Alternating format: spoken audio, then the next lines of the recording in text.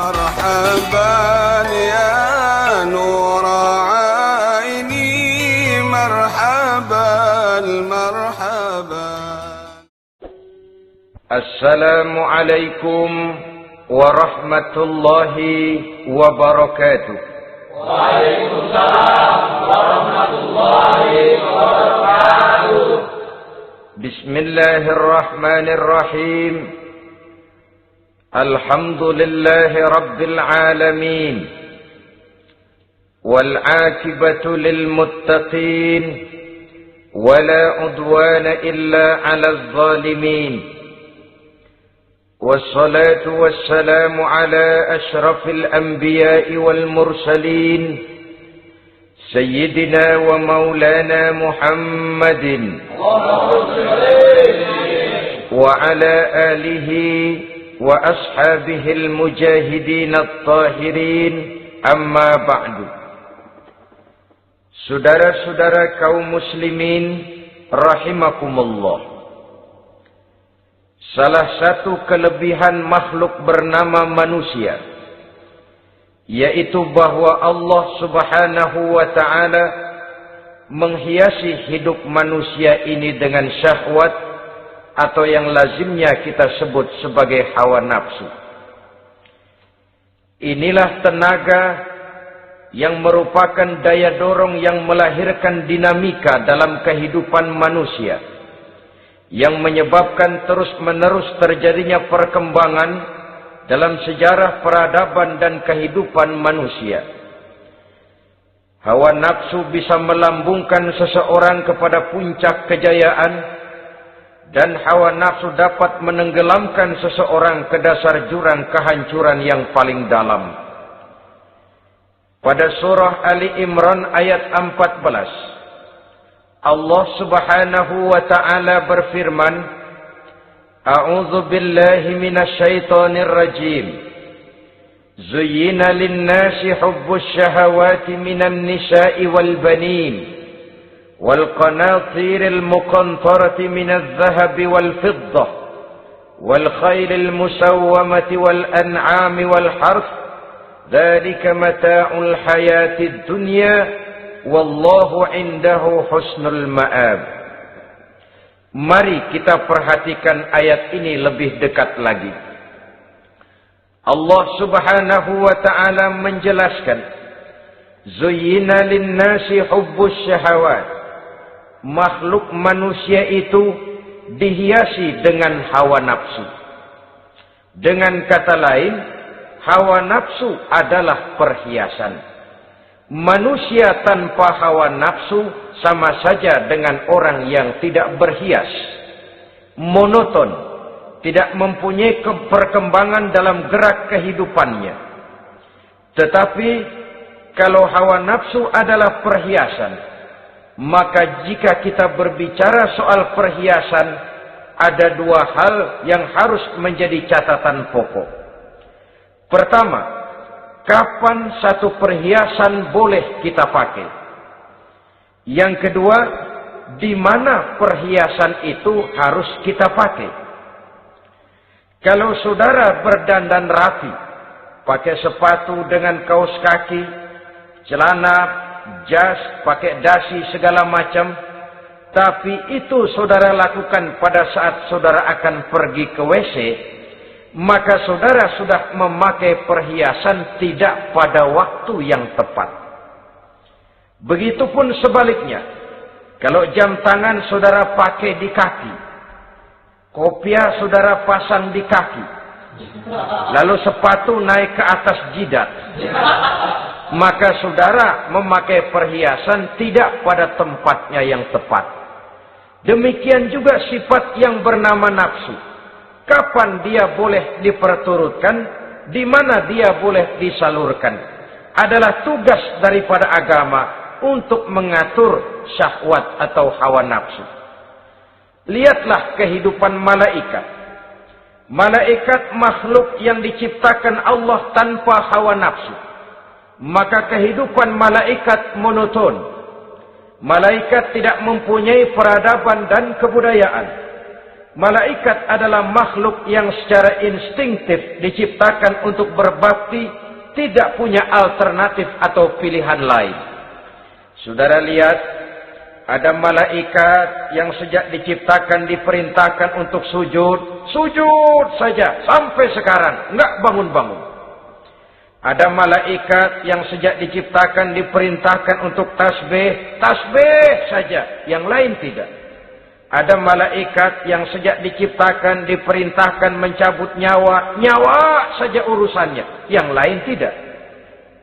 Pekerjaannya monoton, tetapi memang karena tidak ada hawa nafsu, tidak ada kecenderungan malaikat untuk nyeleweng. Belum pernah kita dengar misalnya ada malaikat Jibril korupsi ayat. Ini kelihatannya ayat bagus ini, nggak usah disampaikan kepada bawahan Muhammad, dipakai sendiri saja. Tidak. Kita belum pernah dengar malaikat maut keliru mencabut nyawa orang yang belum waktunya modar. Belum pernah.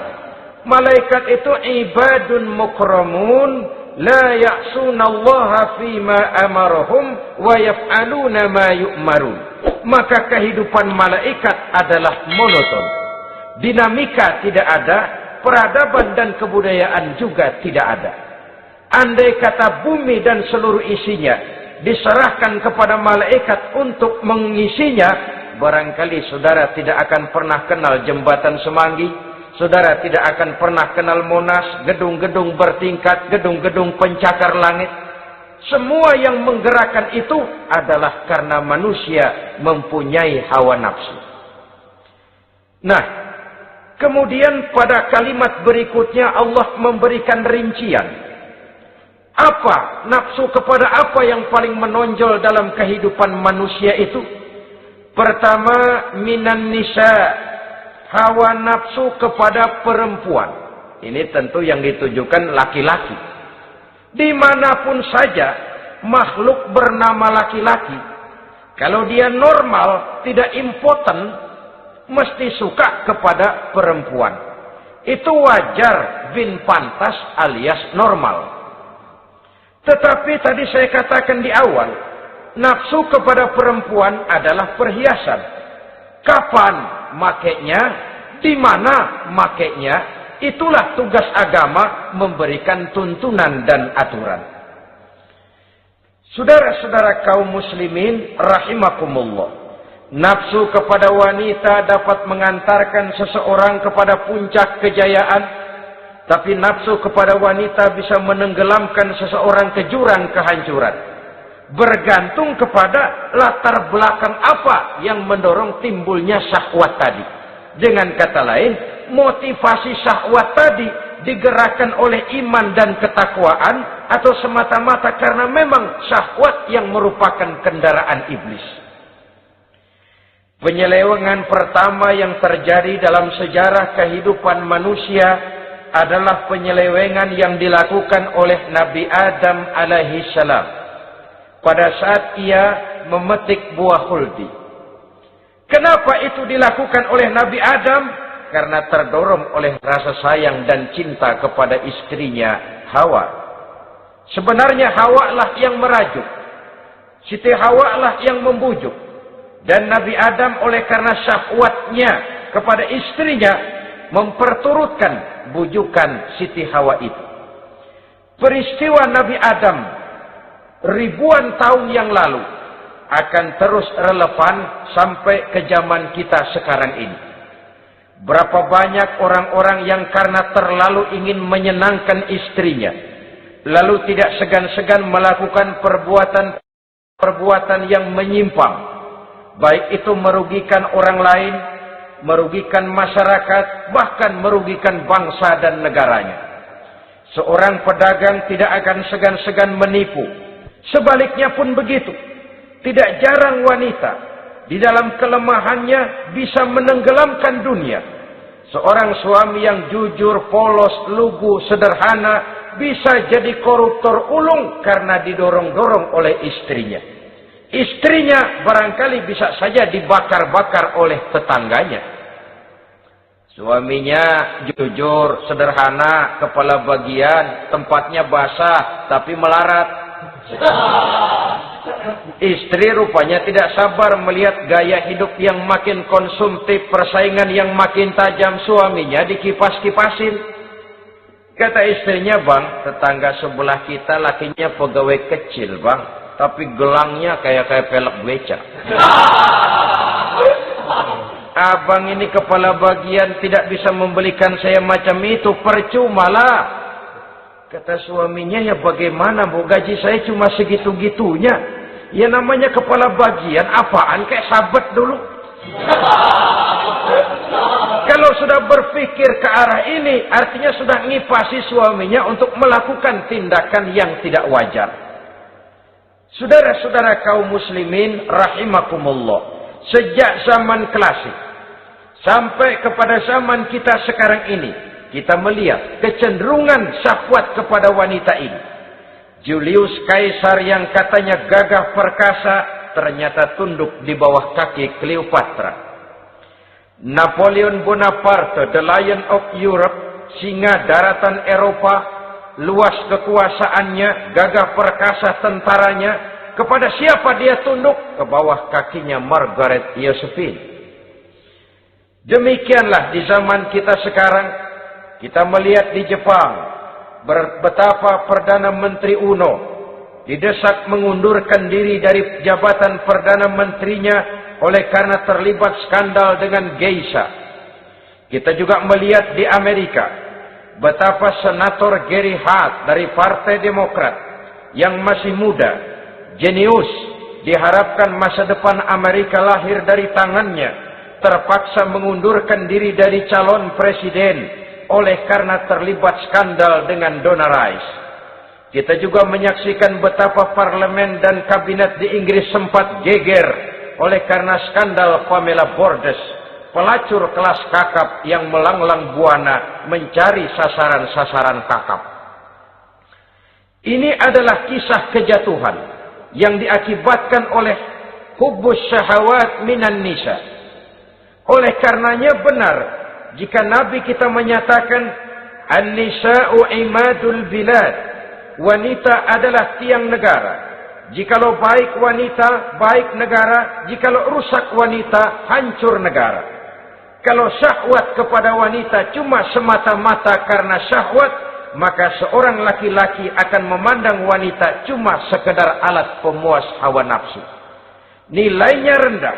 Sedangkan agama kita mengajarkan ma akraman nisa'a illa karimun wa ma ahanan nisa'a illa laimun, kata Nabi. Tidak akan menghormati kaum wanita kecuali orang-orang yang terhormat, dan tidak akan merendahkan derajat kaum wanita kecuali memang orang-orang yang rendah moralnya. Dengan kata lain, apabila syahwat minan nisa ini dilandasi dengan semangat iman dan ketakwaan, maka kehidupan Rasulullah sallallahu alaihi wasallam sungguh menjadi figur dan contoh dalam kehidupan kita. Perkawinannya bukan karena wajah yang cantik semata-mata, tapi lebih merupakan nilai ibadah kepada Allah Subhanahu wa ta'ala. Dengan demikian, kecenderungan kepada hubbus syahawat minan nisa dikontrol oleh nilai iman. Barometernya, tolok ukurnya adalah iman. Di zaman sekarang banyak kasus kawin campur yang pada akhirnya akan membingungkan kita sendiri.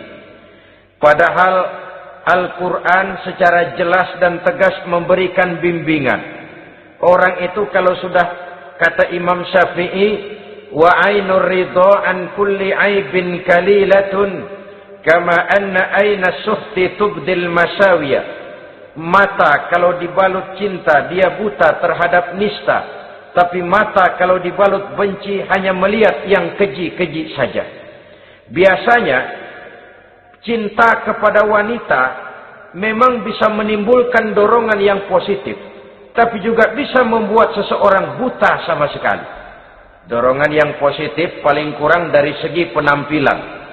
Coba lihat lelaki kalau lagi demen perempuan, lenjeh banget. Sisiran rambutnya rapi, triskaan bajunya lancip, sepatunya mengkilat, kantong celananya tebel, perkara anduk isinya bukan soal. Yang penting kan gaya. Lalu dinamis, kreativitasnya ada saja timbul. Tapi pada sisi lain, jikalau orang sudah kehilangan pertimbangan, juga kadang-kadang tidak segan-segan mengorbankan akidah, mengorbankan nilai-nilai iman. Padahal ini taruhan utama, sampai Quran dengan tegas memberikan peringatan. Wala ammatun mu'minatun khairun min musyrikatin walau a'jabatkum. Perempuan budak yang hitam legam, kalau beriman, itu lebih baik untuk dinikahi daripada wanita cantik berkulit kuning langsat tapi musyrik. Lebih baik budak yang hitam legam beriman daripada wanita cantik berkulit kuning langsat berhati bangsat. Tapi kita kadang kehilangan pertimbangan. Karena agama, karena cinta agama digadaikan. Karena cinta akidah terjual. Karena cinta keyakinan jadi korban. Ini semua penyakit yang datang dari hubbus syahawat minan nisa. Kecenderungan mengumbar nafsu kepada perempuan. Ini memang perhiasan, tapi bisa juga jadi bumerang dalam kehidupan manusia. Berapa banyak penyelewengan terjadi karena pengaruh wanita yang tidak bisa jadi bisa. Ini pengaruh di dalam kehidupan memang sedemikian besarnya. Sehingga saudara-saudara kaum muslimin, inilah yang perlu dikendalikan dalam kehidupan, kapan dan di mana. Kalau nafsu adalah perhiasan, kapan dan di mana perhiasan itu harus kita pakai? Di mana dia harus kita tempatkan? Begitu juga yang menyangkut soal perempuan. Kapan? Ya kapan? Tentu kalau sudah nikah. Di mana? Yang jelas bukan di depan umum.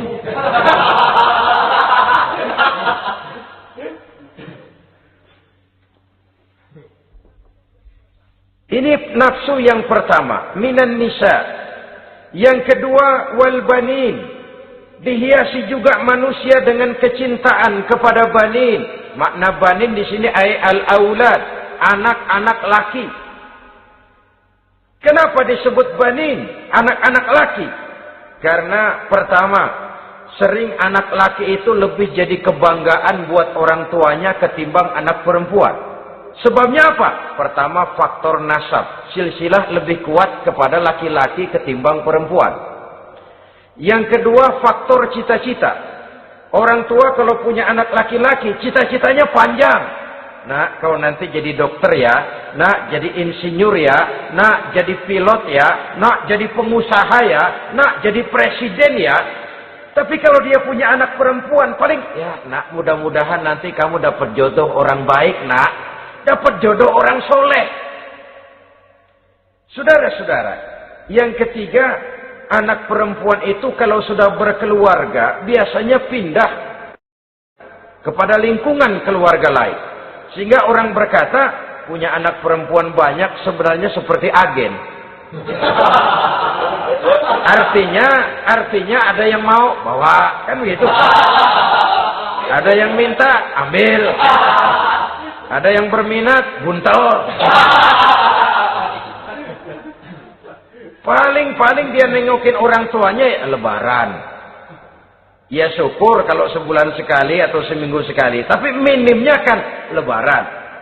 Dengan demikian dari garis nasab ini lebih kuat al-banin ketimbang al-banat. Manusia dihiasi dengan kecintaan kepada anak-anak.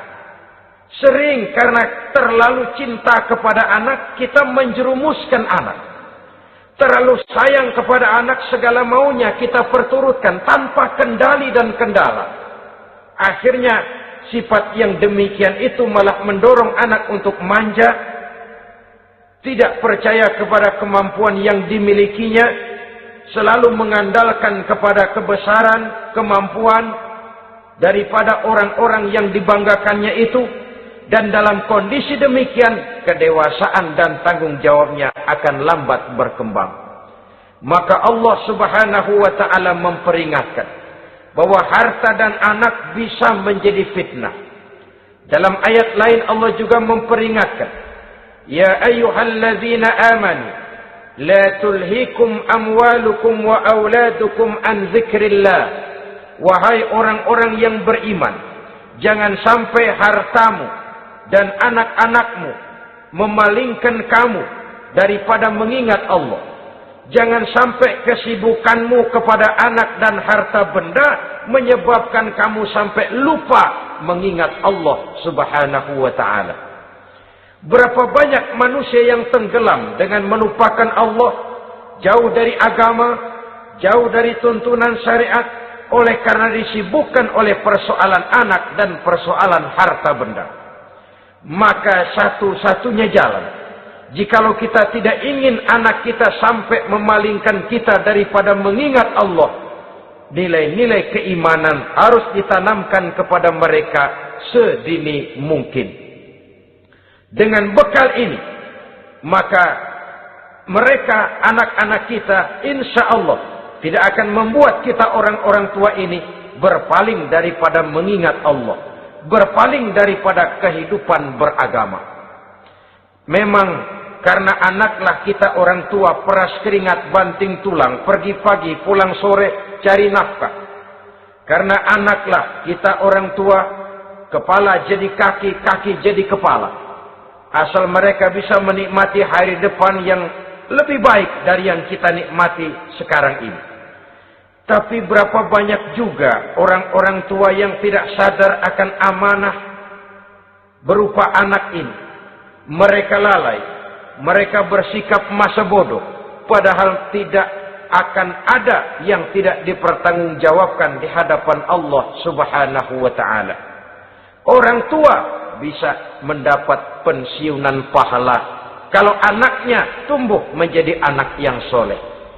Tetapi orang tua pun bisa saja masuk neraka karena anaknya menjadi anak yang kurang ajar dan orang tuanya sama sekali tidak pernah memberikan pendidikan yang sebagaimana mestinya.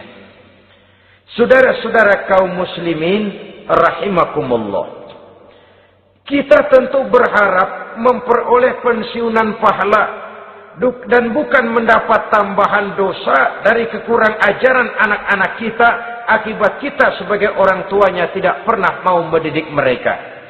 Dalam hadis ada diriwayatkan